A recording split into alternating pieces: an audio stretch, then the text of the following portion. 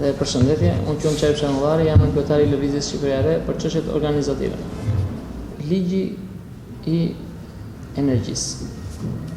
Vendet më të zhvilluara sot në botë që kanë ritmin më të madh zhvillimi, e kanë ritmin më të madh të zhvillimit për shkak se kanë gjetur burime alternative për prodhimin e energjisë. Prodhimi i energjisë apo burimet alternative të energjisë sjellin zhvillim për një vend. Sjellin zhvillim sepse nuk jemi i varur nga një burim energjie. Dihet që gjithçka është e lidhur me energjinë. Çdo gjë që prodhohet është e lidhur me energjinë. Dhe nëse kosto e prodhimit apo marrjes së energjisë do ishte shumë e lirë, zhvillimi do ishte më i madh sepse ul koston e prodhimit. Neve në Shqipëri kemi sistemi i energjisë në Shqipëri është vetëm anë të hidrocentrale. Pra burimi kryesor për energjinë për Shqipërinë janë hidrocentralet. Dhe si i bëhet ku ka thatësi? Hidrocentralet nuk e përballojnë kërkesën për energji. Dhe blihet energji. Por me bilancet që bën shteti shqiptar sot, një muaj, do të shesin 11 muaj energji, dhe vetëm të blej një muaj, çmimi që e ble atë një muaj, në fund shtetit llogaria që bëhet në fund shteti shqiptar del me humbje, edhe pse prodhon shumë energji, sepse çmimi që e shet në treg është shumë i lirë dhe ai që e ble është shumë fish më i lartë. Normale kjo ndodh edhe sepse bëhen tendera. E dihet se si funksionon mënyra e tenderimit në Shqipëri, që fitojnë marrin pjesën e tyre tek ai tender, dhe normale çmimi është ai që është. Çfarë kërkojmë ne me demokratizimin apo me popularizimin e prodhimit dhe të shpërndarjes së energjisë? Çdo sipërmarrës apo çdo familje në fshat apo dhe në qytet mund të ketë mundësinë e prodhimit vetë të energjisë. Cilat janë alternativat apo mundësitë për ta prodhuar energjinë minimalisht për veten e tyre, por dhe pastaj për ta futur në sistemin energjetik, për ta shitur. Tani shkenca ka ecur përpara. Teknologjia ka evoluar. Një ndër sistemet apo mekanizmet për prodhim energjie janë panelet diellore. Në shumë vende të botës, sidomos në Europë, kanë hyrë në fuqishëm në kohët e fundit panelet diellore. Panelet diellore para 2 vitesh, para 3 vitesh ishin shumë të shtrenjtë. Pra edhe kur diskutohej për të blerë një panel diellor për ngrohjen e ujit, për dushet, për ngrohjen e ujit që është përdorur masivisht, ishte shumë i shtrenjtë. Jo çdo familje përballonte. Por gjatë 2 viteve janë ulur çmimet 6 herë, 6 fish. Për të marrë sistemin e panelit diellor për prodhim energjie për një familje, maksimumi i mundshëm që duhet të investojë një familje është 2500 deri në 3000 euro.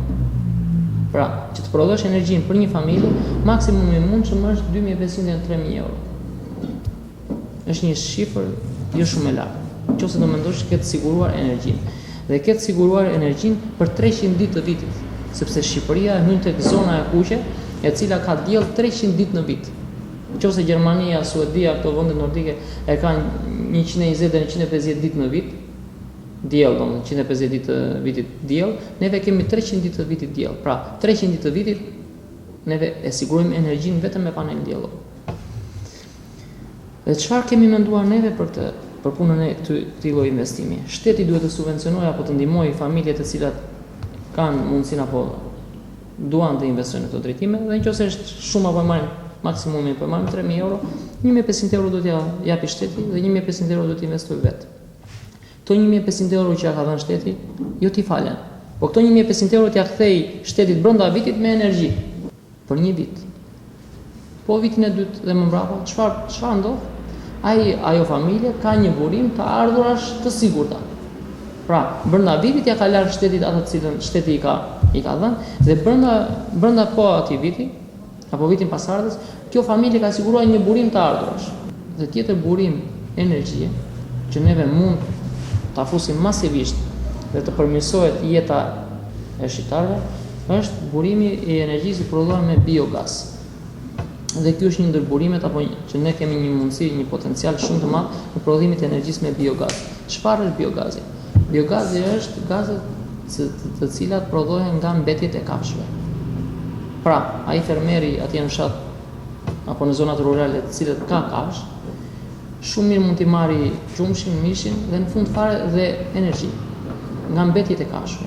Në 1 metër kub ple organik të kafshëve çlirohen 35 metër kub gaz, biogaz. Pra, për të siguruar energjinë e një familje me 1 metër kub ple organik të kafshëve, sigurohet minimalisht 30 deri në 40 ditë energji për një familje. Kina ka arritur të ketë këtë zhvillim që ka sot.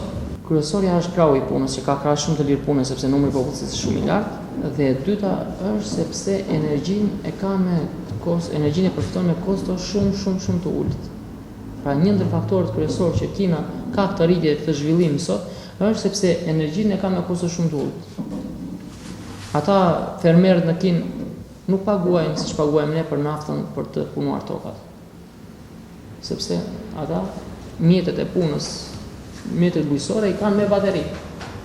Pra, ata traktorët që punojnë tokën nuk i përdorin si puna jonë me naftë, dhe e marrin naftën aq sa ne e dimë shumë mirë se sa e marrin, që është e papërballueshme. Ata e punojnë me bateri. Dhe këto bateri të cilat nuk i karikojnë duke bler energji, por ata kanë mundësi të prodhojnë energji, të shesin energji dhe mbulojnë gjithë shërbimet e tyre, gjitha nevojat e tyre. Fuqizimi i sipërmarrjeve shqiptare. Fuqizimi i sipërmarrjeve shqiptare, ne kemi menduar që sipërmarrësit janë njerëz, siç tha dhe Nori, janë njerëz të cilët kanë nevojë vetëm t'u japësh lësh një klimë të sigurt, një klimë e cila nuk ka nevojë që të ketë mbrojtjen e dikujt. Është miku i atij apo i këtij tjetri. Sipërmarrësi është një njerëz që thjesht mos e vezdis në ushtrimin e aktivitetit të tij, lëre të lirë të ushtrojë aktivitet dhe di shumë mirë se çfarë do bëj. Nuk ka nevojë ta kapësh për dorë. Sipërmarrësi thjesht bëj atë qarta detyrimet që ka dhe bëj atë qarta rregullat e lojës. Ne kemi menduar që duhet ta ndryshojmë komplet konceptin e tatimeve. Ne duhet të fusim konceptin e qeras tatimore. Për ne, koncepti i qeras tatimore apo futja e qeras tatimore do të ishte një revolucion për sistemin tatimor dhe për biznesin, për sipërmarrjen në përgjithësi. Si e kemi menduar këtë? Jo ta ndajmë biznesin në biznes të madh dhe të vogël siç është sot në Shqipëri, por ta ndajmë biznesin në disa kategori. Ne kemi hedhur si ide në 7 kategori. Ndarja e biznesit në 7 kategori. Po e zëm si shembull, një biznesi të fillojmë nga 10.000 euro në xhiro, nga 10 deri në 50.000 euro. Nga 50 100, nga 100, 200 e kështu me radhë, po në bazë të xhiros dhe jo në bazë të fitimit. Dhe të jetë e qartë, ky biznes që është nga 10 deri në 50 do ketë për të paguar fjala që bie 300 euro. Pra, kategoria e parë të paguaj 300 euro. Kategoria e dytë që është nga 50 deri në 100 të paguaj 500 euro në vit. Kategoria e tretë të paguaj 800 euro e kështu me radhë. Pra, të jetë diçka fikse. Në moment që t'ja ke bërë të qartë biznesit fiks, që ka për të paguar, ai duhet të paguaj gjysmën, pra 50% të pakesës në fillim të vitit dhe 50% pjesën tjetër në koste mujore. Pra nëse një biznes është nga 50.000 euro deri në 100.000 euro xhiro, do paguaj 500 euro. Këto 500 euro 250 paguaj në fillim të vitit dhe 250 të ndara. Dhe ky biznes mos ketë asnjë lloj detyrimi tjetër. Mos të ketë detyrimin më të vogël. Detyrimi i vetëm që duhet paguaj ai janë sigurimet shoqërore dhe shëndetësore, të cilat duhet t'i paguajë çdo person, çdo njeri. Pra, në këtë moment, duke ja bërë të qartë biznesit çfarë ka për të paguar, biznesi e ka të thjeshtë. Pra, thjeshtësimi. Nëse kemi diçka të qartë, të kthjellët, pra, t'ua bëjmë pasqyrën e qartë sipërmarrjeve çka kanë për të paguar, do të kishim, do të tërhiqnim shumë investitorë. Pra, investitorët nuk vinë në Shqipëri, kryesisht investitorët e vegjël dhe të mesëm, sepse investitorët të mëdhenj ne kemi, por ata janë investitorë të cilët e kanë shtetin në dorë.